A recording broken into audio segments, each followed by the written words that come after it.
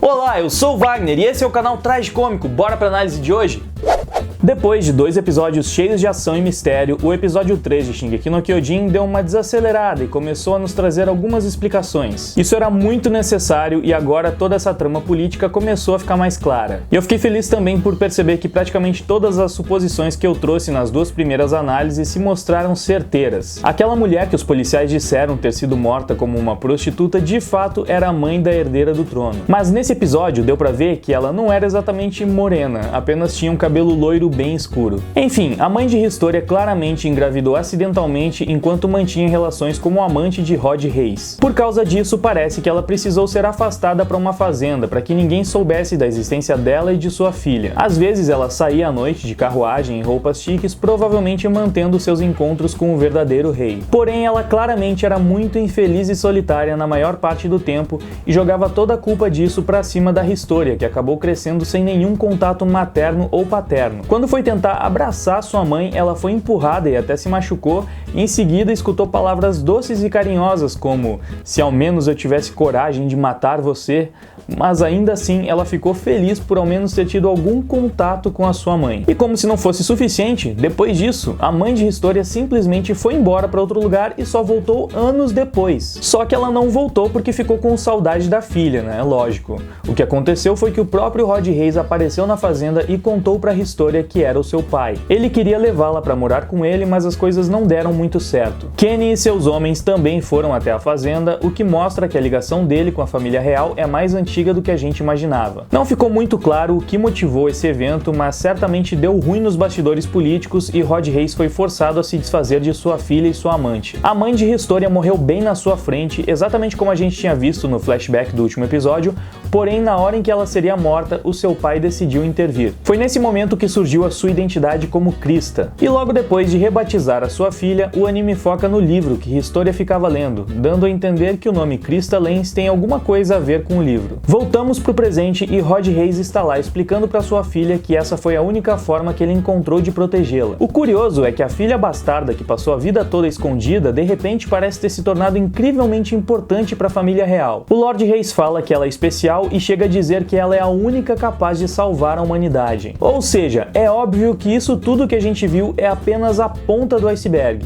Historia não é apenas a herdeira do trono, tem mais coisa aí. A cena encerra com o rei falando para voltar para onde tudo começou. Será a fazenda em que ela cresceu ou algum lugar ainda anterior a esse? Depois disso nós vemos uma ceninha da Range com os policiais corruptos. Ela novamente se mostra um tanto desequilibrada ao lidar com eles, mas logo se recompõe para nos trazer outra grande revelação. É sobre o bilhete que Eren deixou com ela contando sobre a conversa de Ymir com Bertholdt. Como a gente já havia deduzido na análise anterior, Eren corre o risco de ser comido por outro titã para que este ganhe o seu poder da coordenada. Porém, essa cena explica muito mais do que isso. Tá cada vez mais claro que os titãs, na verdade, foram uma invenção da própria humanidade que acabou dando errado. Ou dando certo, né? Dependendo do lado que você estiver. Enfim, ao que parece, realmente todos os titãs já foram humanos em algum momento, porém, alguma peculiaridade fez com que um pequeno grupo tenha a habilidade de voltar para a forma humana. E agora nós tivemos mais uma confirmação de que esse poder é obtido quando um titã irracional come um humano que possui os poderes de titã. Mas é claro que precisa existir outro método, afinal,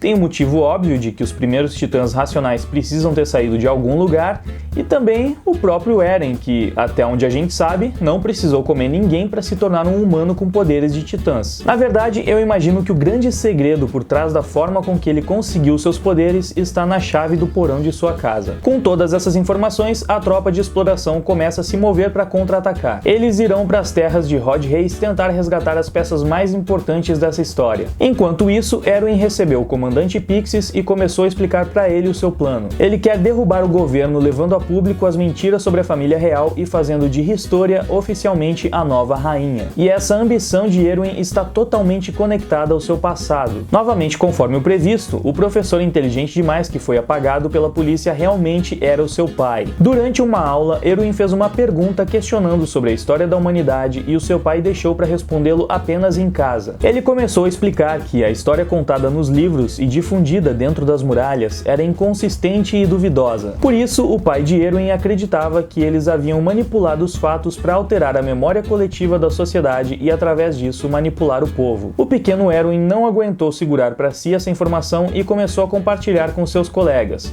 Logo em seguida, os policiais apareceram para abordá-lo e depois disso, o seu pai foi dado como morto em um acidente. E isso aqui é bem interessante. Ao contrário da mãe de Historia, ninguém viu o pai do Erwin morrendo. E é o tipo de coisa que pode facilmente ser utilizada para um plot twist. Eu até tenho uma boa ideia do que possa ser. Se eu estiver correto, isso vai ser um grande spoiler, então mute o vídeo enquanto a tela estiver em preto e branco se não quiser correr nenhum risco. Então, gente, sobre a ideia que eu tenho, eu achava que o pai do Erwin podia ser aquele cara de óculos que aparece junto com o Titã Bestial no final da segunda temporada.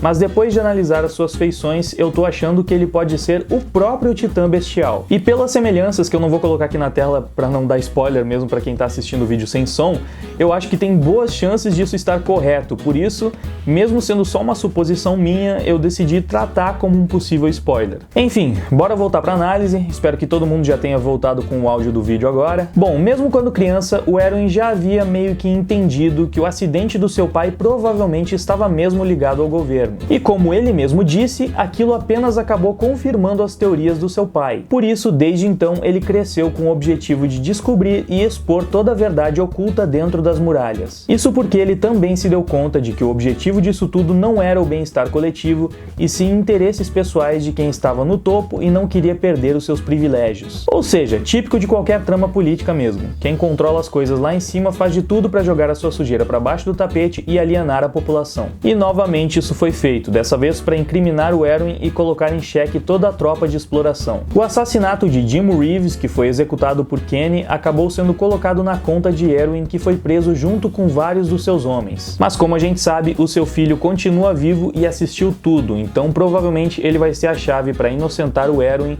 e explicar o que realmente aconteceu nessa história. Enfim, antes de se entregar, Erwin deixou Range encarregada de assumir o seu posto e trabalhar na encolha para resolver tudo utilizando a equipe de Levi. Agora, mais do que nunca, os nossos protagonistas são vistos como criminosos e precisarão virar o jogo para poder limpar os seus nomes. Ah, e antes que eu me esqueça, só eu que acho que esse comandante Pixis tem muita cara de vilão infiltrado no time dos mocinhos? Sei lá, ele pode até não ser, mas que tem cara, tem cara. Enfim, chegamos ao time de Levi, que está escondido em uma floresta. E eles já estão cientes da situação ainda mais complicada em que se encontram agora. Basicamente tem policiamento pra tudo quanto é lado e todos querem a cabeça dos nossos heróis. E inclusive o episódio termina quando eles escutam alguém se aproximando do local onde eles estão se escondendo. Pela prévia, parece que eles irão render os policiais e pegar as suas armas. Também vemos rapidamente que Erwin está sendo torturado na cadeia, obviamente porque eles querem descobrir o que o reconhecimento já sabe sobre a verdade que o governo tenta esconder. Foi realmente mais um episódio incrível, mesmo que dessa vez bem mais parado,